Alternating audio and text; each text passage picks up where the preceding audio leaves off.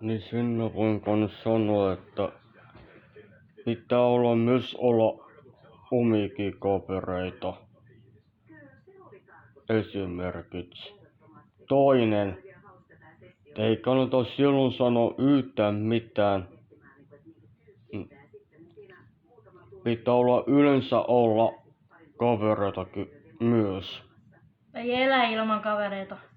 Täällä puhuu Mikon kaveri Allu. Jos mun ei kuulu edes sinne.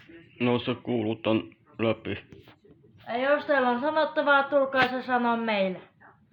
Eikä selän takana. Kiitos.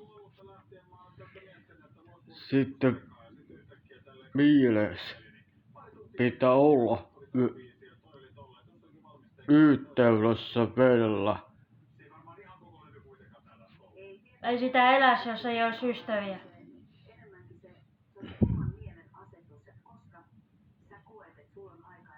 Kokeilta onnistuuko tää.